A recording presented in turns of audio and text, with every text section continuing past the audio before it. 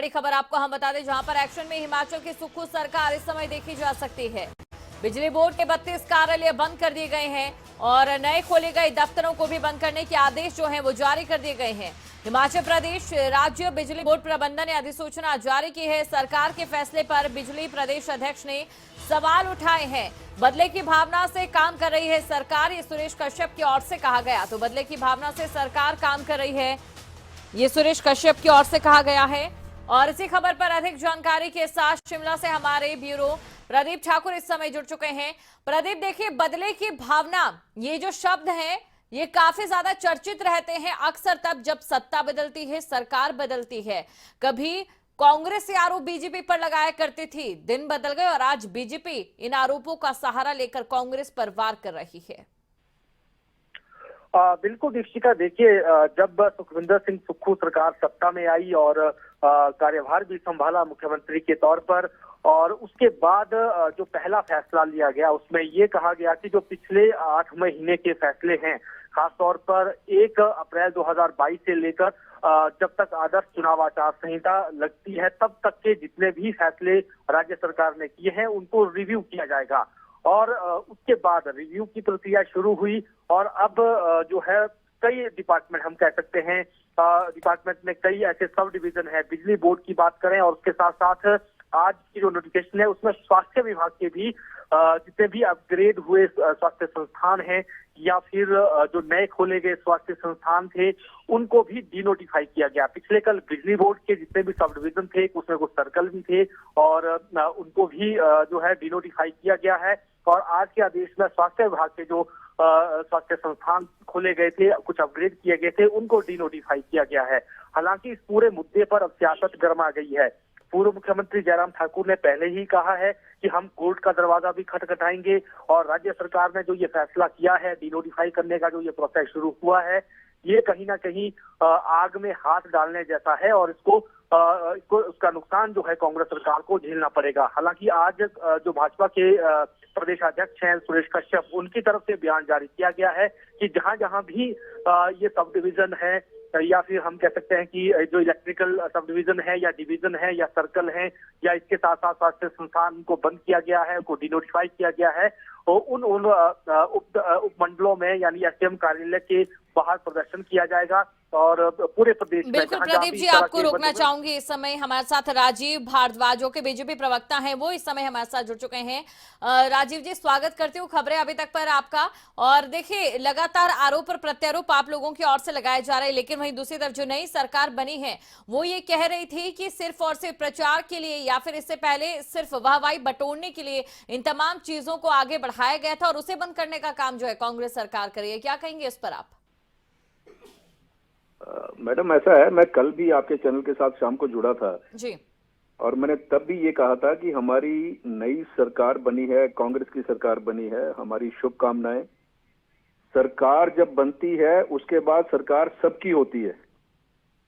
ये सरकार अब केवल कांग्रेस के कार्यकर्ताओं की सरकार नहीं है, पूरे हिमाचल प्रदेश की सरकार है जी। और मैं इनको एक चीज कहना चाहता हूं कि जब सरकारें बदलती हैं, सरकार बदलने के बाद जो जनहित के काम सरकार पिछली सरकार ने किए होते हैं उनको बदलना ये एक बहुत ही बुरी बात है। पहले आपने इलेक्ट्रिसिटी बोर्ड के ऑफिसेज डीनोटिफाई कर दिए, आपने आईपीएच के ऑफिसेज डीनोटिफाई कर दिए।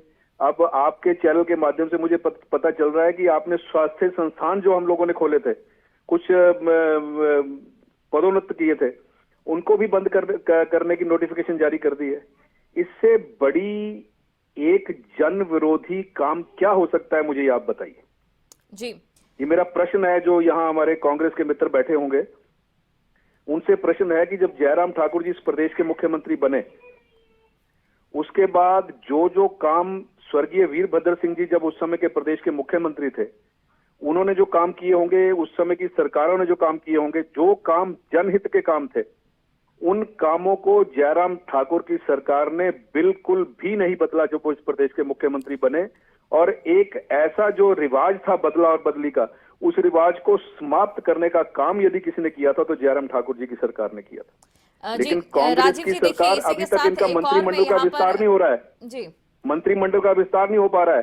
लेकिन नोटिफिकेशन करके जितने काम ऑफिसेज खुल गए थे वहां जी, अधिकारी बैठ बिल्कुल चुके थे, राजीव काम जी, चल देखिए रहा इसी था, का जवाब ले उसके लेते हैं। बावजूद कांग्रेस बंद विधायक करना। इस समय हमारे साथ सुंदर जी जुड़ चुके हैं। सुंदर ठाकुर जी इस समय हमारे साथ बने। सुंदर जी, आपका भी स्वागत करती हूँ। खबरें अभी तक पर लगातार आरोप और प्रत्यारोपों का सिलसिला आप पर जारी है बीजेपी की ओर से, ठीक है।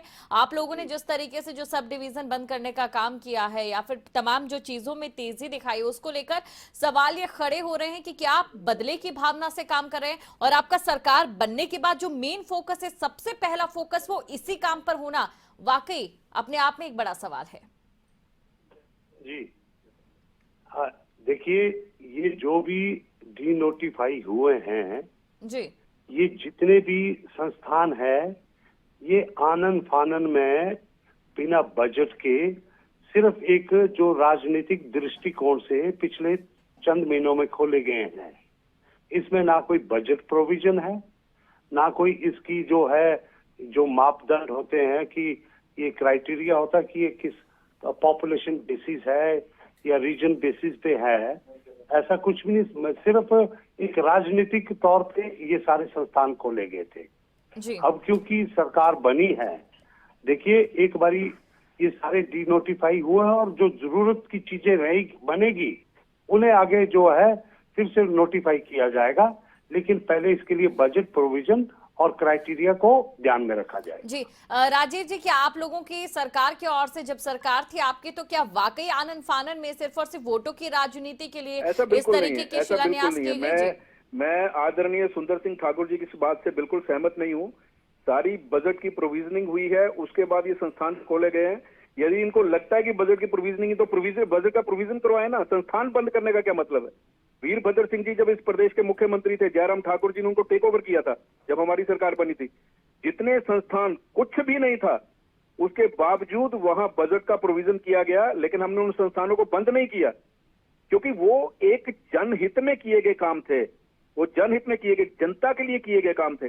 उनको बंद करके क्या संदेश देना चाहते हैं हमारे कांग्रेस के नेता, मुझे ये बताइए। जी राजीव जी, आपके इस सवाल को मॉडिफाई करके मैं सुंदर सिंह ठाकुर जी से जरूर पूछना चाहूंगी। सुंदर सिंह ठाकुर जी, देखिए जब प्रचार आप लोग कर रहे थे, चुनाव आप लोग लड़ने की तैयारी में थे, काफी अच्छा आप लोगों ने चुनाव लड़ा और उसका नतीजा ये रहा कि हिमाचल की जनता ने कांग्रेस पर भरोसा जताया। लेकिन जब चुनाव लड़ा जा रहा था, प्रचार की ओल्ड पेंशन स्कीम को लेकर आप लोगों की ओर से बार बार कहा गया, जनता के बीच आप इसे लेकर गए कि प्राथमिकता ये रहेगी, लेकिन आप लोगों ने उस समय ये बिल्कुल नहीं बताया था कि प्राथमिकता कुछ ऐसी भी रहने वाली है कि सरकार बनते ही डिनोटिफाई कर दिए जाएंगे तमाम जितने भी दफ्तर हैं।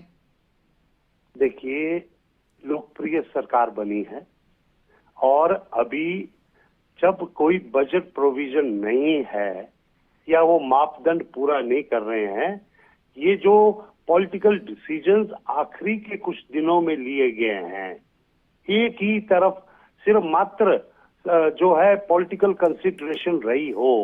अभी जब ये जानकारी ली जा रही है विभिन्न विभागों से, तो अफसर लोग खुद कह रहे हैं कि ये जो है हमारे पे दबाव बना के ये काम करवाए गए हैं। और भविष्य में देखिए लोकप्रिय सरकार माननीय मुख्यमंत्री सुखविंदर सिंह सुक्खू जी की अगुवाई में बनी है। आप आज एक आम व्यक्ति जो संगठन से निकला हुआ व्यक्ति है, वो प्रदेश की बागडोर संभाले हुए हैं। तो ऐसे में मुझे लगता है कि मेरे जितने मित्र विपक्ष में बैठे हैं, अभी चिंता करने की जरूरत नहीं है। जो ये डिनोटिफाई हुए हैं, जहाँ पे भी जरूरत भविष्य में होगी, उसमें जरूर जो विद बजट और प्रॉपर उसके साथ जो ये फिर से इनको खोला जाएगा।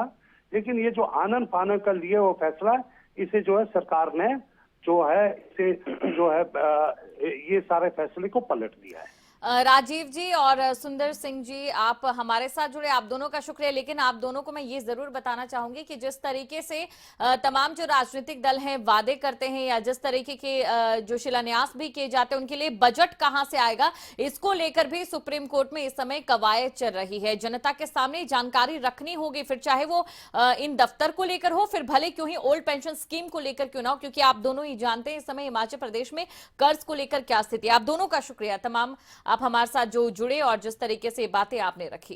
और इसी खबर पर हमारे साथ हमारे शिमला से ब्यूरो प्रदीप हमारे साथ बने हुए हैं। प्रदीप, देखिए, वाकई ये अहम सवाल हो जाता है और जो चर्चा है वो इससे कहीं और एक दूसरे मुकाम पर इसको लेकर पहुंच जाती है कि बजट जो है इस समय हर एक राज्य के सामने एक बड़ी चुनौती है।